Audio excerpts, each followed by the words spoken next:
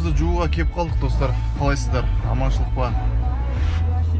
Мынау арнайы осындай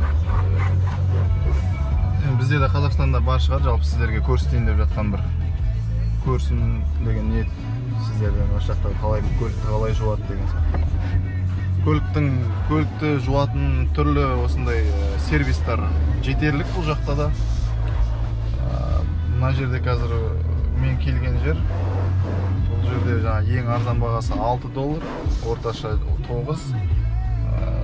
Sonra ары қарай ең қымбаты байқамай қалып $13 ма сондай. Қараңыздар, енді көлікпен келіп тоқтайсың, нейтралға қоясың, сөйтіп мынандай арнайы мына жерде көріне ме сіздерге өзі жүргізіп алып кете береді ары қарай.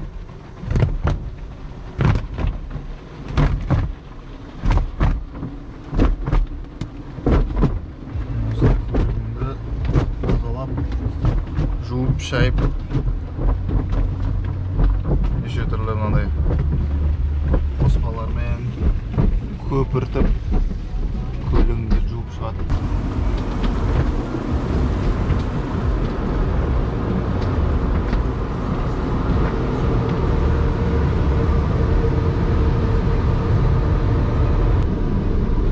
Жасыл жанған кезде жүре беруге болады. Толығымен көрдіңіздер ғой, жасыл жанып жатыр. Демек бізге жүре беруге болады.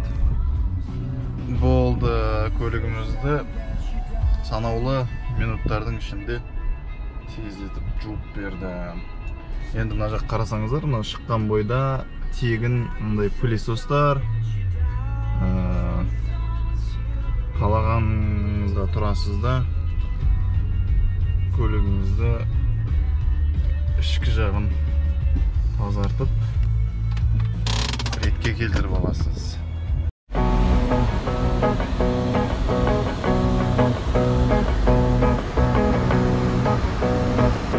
Осылай көлікті міне көрдіңіздер ғой, жуып шайып шыққаннан соң мынау тегін тұрған пылесостар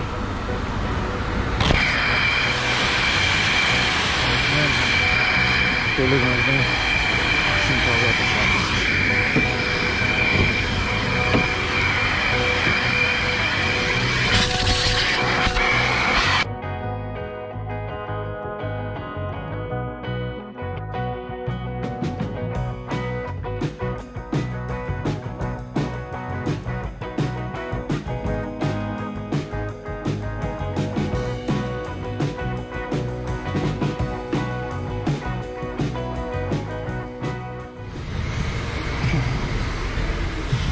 В общем, болдық. Машинамызды жуып болдық.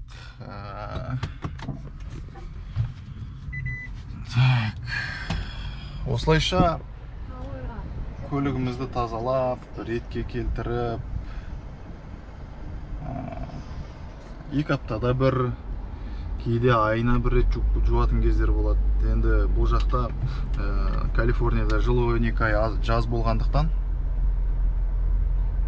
онша көлік қатты кірлене қоймайды. Мысалға тіпті шан жуытпайды десек те болады. Бұл көліктер бұл жақта қатты тез кірлей қоймайды. Тек қана ішкі жағын шанын сүртіп сөйтіп жүрсеңіз жеткілікті. Don't you wanna know me? Be a friend of mine. I'll share some wisdom with you. Don't you ever get lonely from time to time. Let the system get you down. Make such a life, you try to get by. Pressurize up the matter, hardly try. Make such a life, and my heart have no base. Right now, Babylon, take on the case. Make such a life.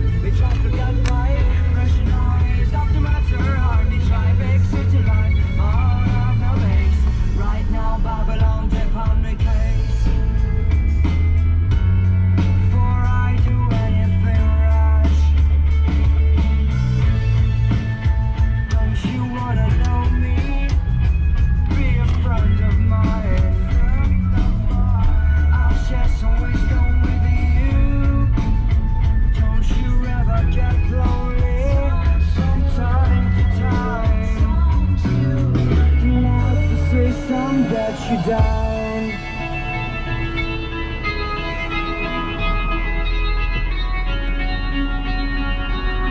Don't let the system get you down. Don't you worry. Don't you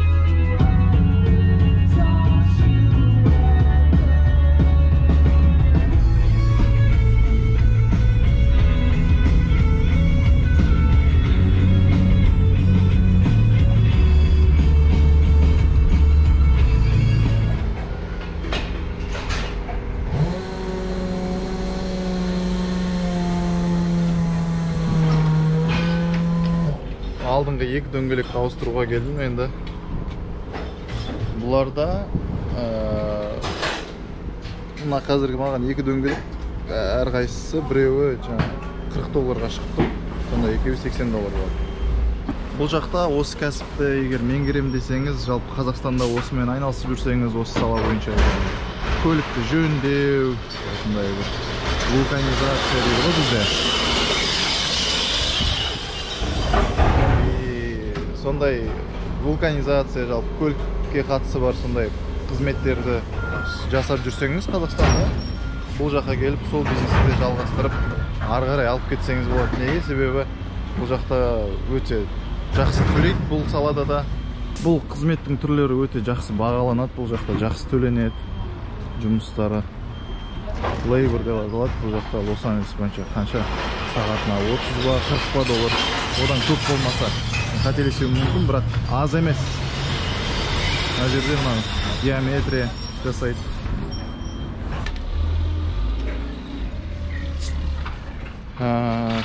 Мысалы, бұл салада көбіне жұмыс жасайтындар сол осы мексикалықтар,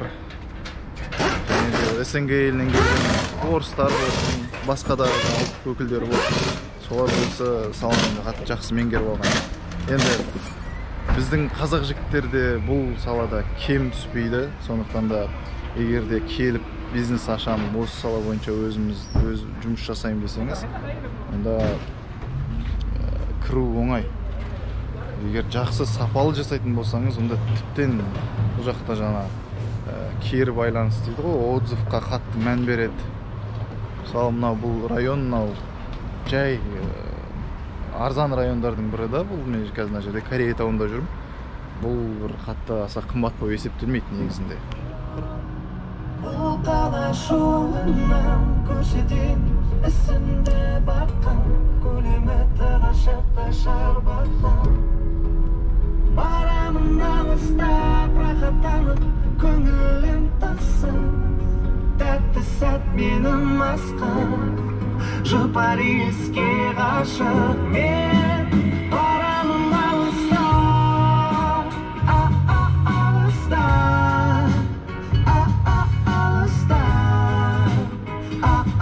алыстап, барамын алыстап,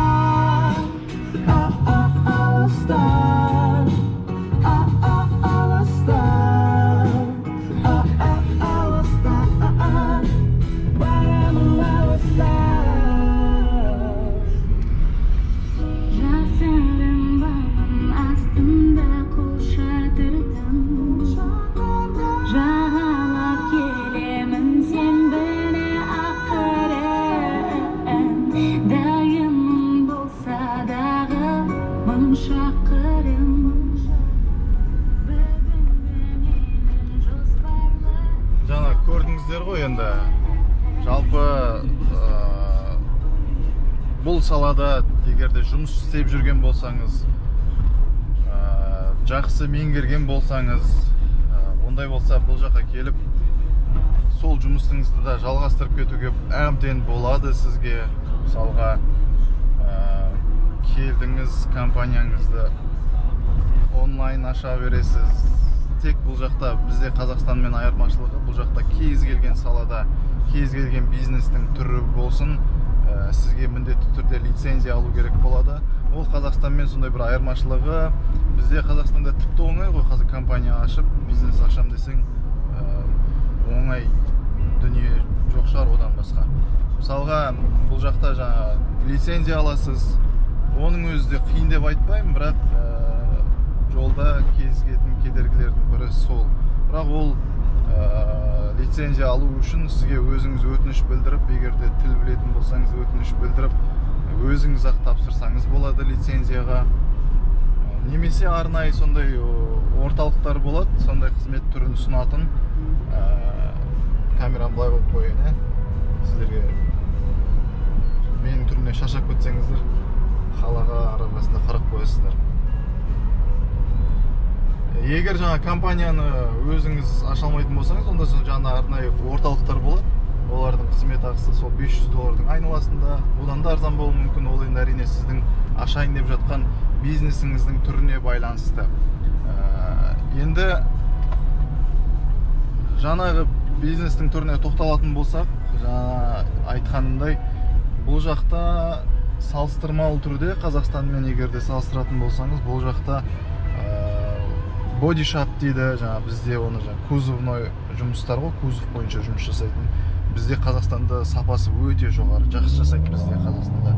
Мен енді бұл саланы қатты біле бермеймін, бірақ достарым жақсы хабары бар, енді мына жақта өте жасай алмайды екен деген сияқты сондай. Бірақ енді қатты білмесеңіз де көрініп тұрады. Мысалы мен Қазақстанда айыра алмайтын, соғылған көлік па, соғылған емес па деген сияқты. Қазақстанда енді бізде тіпті жаңа оны байқатпай жасап тастайды десек те болады. Ал мұнда ол жағынан кез келген адам байқай алады. Мысалы, мына соғылған көлік қой деген сияқты баға бере алады да. В общем, егер де Америкаға келіп жатсаңыздар, кішкене тіліңізді жетілдіріп, ондай мысалдар өте көп бұл жақта. Келіп біршама уақыт осы жақта тұрып, өздерінің бизнесін ашып, сондай өздерінің бизнесін дөңгелетіп жүрген қазақ бауырларымыз жетеді мұнда.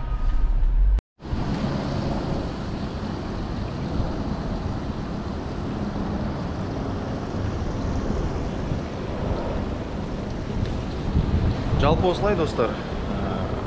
Егер де сіздерді басқа да қызықтыратын тақырыптар болса, басқа да бизнестің түрлері қызықтыратын болса, онда төменде жазыңыздар, қандай сала бойынша сіздерге ақпарат керек деген сияқты. Оның барлығын мен міндетті түрде оқимын. Пікірлеріңізді жауап бермей жатсам, енді әрине ол барлықтарыңызға жеке жауап беру ол мүмкін емес нәрсе. Әр комментарийге отырып жауап беретін. Сондықтан да оқимын, әр кезде ескере жүремін. Біліп жатсам, бар білгенімен сіздермен бөлісіп, осылай сіздерге ақпарат беруге тырысамын. Сондықтан да өздеріңіздің пікірлеріңізді жазуды міндетті түрде ұмытпаңыздар. Ұнап жатса видео достарыңызбен бөлісе жүріңіздер. Көріп тамашалағандарыңыз үшін рахмет. Көріп тамашалағандарыңыз үшін барлықтарыңызға рахмет. Келесі кездескенше сау болыңыздар, достар.